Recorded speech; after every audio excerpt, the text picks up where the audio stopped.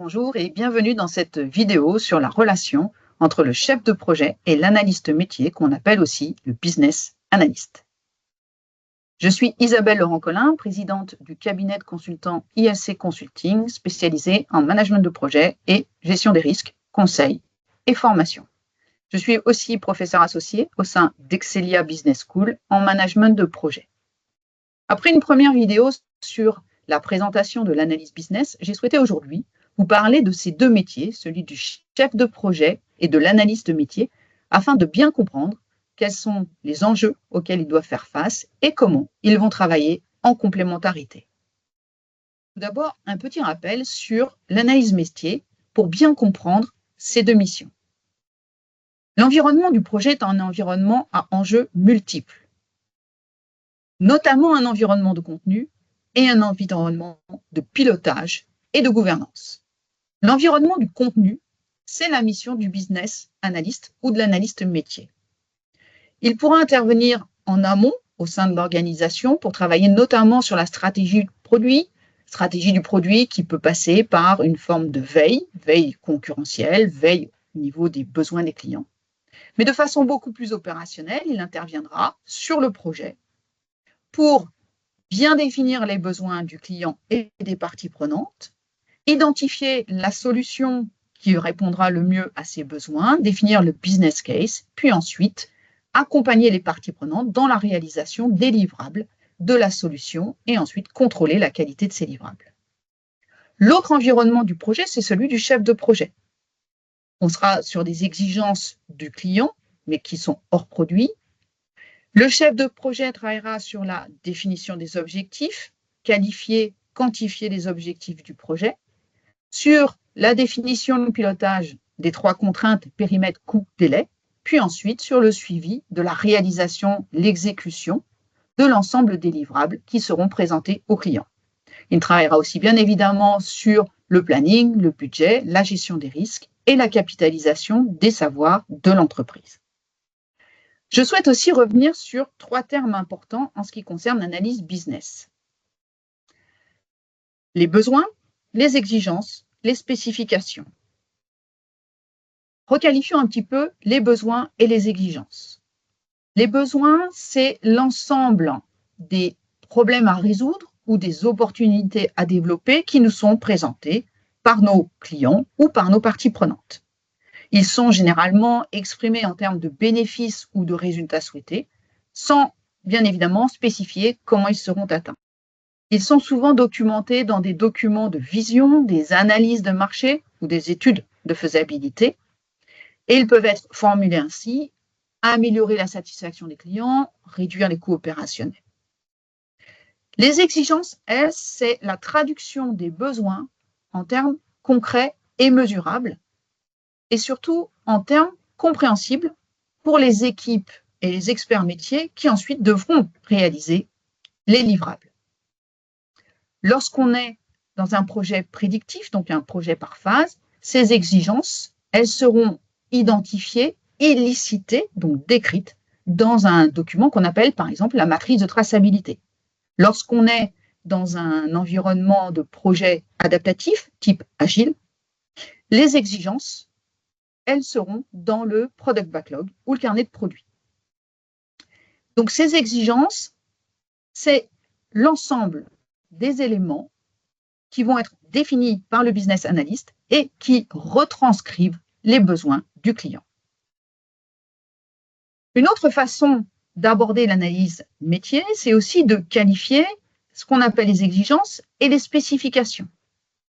Comme on vient de le lire, les exigences, c'est donc la traduction des besoins. Elles sont donc exprimées en termes de fonctionnalité, de performance, de conditions à remplir par le produit ou le service. Elles sont d'un haut niveau en début de projet, notamment au niveau de la charte projet, puis de plus en plus détaillées lorsqu'on rentre notamment dans le groupe de processus de planification. Un exemple d'exigence, l'application doit permettre aux utilisateurs de se connecter avec un nom d'utilisateur et un mot de passe.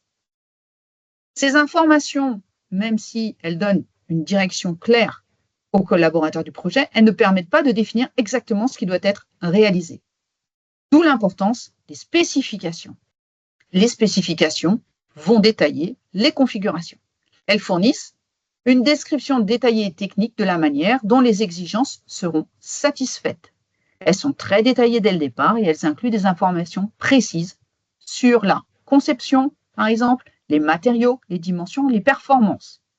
Un exemple de spécification en relation avec la dernière exigence présentée, l'écran de connexion doit comporter 2 champs de saisie, l'un pour le nom d'utilisateur avec une longueur maximale de 50 caractères, l'autre pour le mot de passe avec une longueur maximale de 20 caractères, avec des caractères alphanumériques et spéciaux. Voilà pour une présentation un peu rapide de l'analyse métier, mais qui va vous permettre de bien comprendre que les 2 missions du business analyst et du chef de projet sont parfaitement complémentaires. On retrouvera bien évidemment l'ensemble des activités de l'analyste métier dans les 5 groupes de processus du management de projet, notamment dans le groupe de processus d'initialisation. L'analyste métier permettra au chef de projet de présenter les exigences de haut niveau concernant le contenu du produit et des livrables. En phase de planification, l'analyste métier travaillera sur la définition détaillée des exigences du contenu, travaillera avec l'ensemble des parties prenantes et des responsables de l'autre travaux pour s'assurer de la réalisation des livrables et notamment définira la matrice de traçabilité avec une liste exhaustive des exigences. En groupe d'exécution, notre analyste métier sera là pour s'assurer que les livrables répondent bien aux critères d'acceptation qui ont été définis et notifiés dans la matrice de traçabilité, puis viendra s'assurer au niveau de l'évaluation de la conformité des livrables aux attentes. La mission de l'analyste métier repose donc sur 4 étapes majeures qui ont été définies pour qualifier l'analyse métier. 1, le recueil des besoins avec l'identification des problèmes ou des opportunités métiers ou du client. La formalisation des besoins, mais aussi la validation auprès du client de la bonne compréhension des besoins. L'élicitation des exigences, c'est-à-dire la formulation de l'ensemble des exigences, soit dans la matrice de traçabilité, soit dans le product backlog. Et ensuite, les propositions, les réalisations et la validation de ces solutions. Donc, dans le détail, on pourrait qualifier le métier d'analyste de la façon suivante. Il peut, en amont, travailler sur tout ce qui est analyse stratégique. Là, on est plus au niveau de l'organisation. Puis, de façon plus opérationnelle, il peut éliciter les exigences métiers, exigences de solution, options de conception, définir les livrables qui seront associés à la solution, définir, réaliser la modélisation des solutions, faire valider les exigences et les solutions aux parties prenantes, établir les méthodes de communication entre les parties prenantes concernant le contenu, accompagner la réalisation des livrables de la solution, valider l'adéquation entre les critères d'acceptation des livrables et le réaliser, et accompagner le chef de projet dans la capitalisation des savoirs pour l'organisation. On peut donc réaliser une cartographie du partage des exigences au sein du projet entre la mission du chef de projet et celle d'analyste métier. Le chef de projet va gérer l'ensemble des exigences de portée du projet, c'est-à-dire définir, gérer la portée globale du projet, donc sa ou ses finalités, y compris les objectifs, les livrables et les jalons. Le chef de projet travaillera aussi sur les exigences de planification, l'élaboration du plan de management de projet, prenant en compte bien évidemment les calendriers, les ressources, les budgets de l'ensemble des parties prenantes, les exigences de gestion des risques, les exigences de communication et les exigences notamment de traitement des changements du projet, du périmètre du projet, c'est-à-dire l'ensemble des activités pour gérer les demandes de changement au niveau de la portée du projet. L'analyste métier sera totalement orienté contenu du projet. Il va piloter les exigences des parties prenantes, recueillir, valider les besoins spécifiques de ces parties prenantes, définir les exigences liées à là ou les solutions qui seront proposées, en détaillant notamment les exigences fonctionnelles et les exigences non fonctionnelles. Il travaillera aussi sur la définition des exigences de transition afin d'identifier les besoins pour la transition entre l'état actuel et l'état futur chez nos clients. Vous comprendrez que ces rôles et responsabilités sont totalement complémentaires. Le chef de projet et l'analyste métier vont travailler en totale collaboration, développant des synergies au regard de leurs propres compétences et expertise.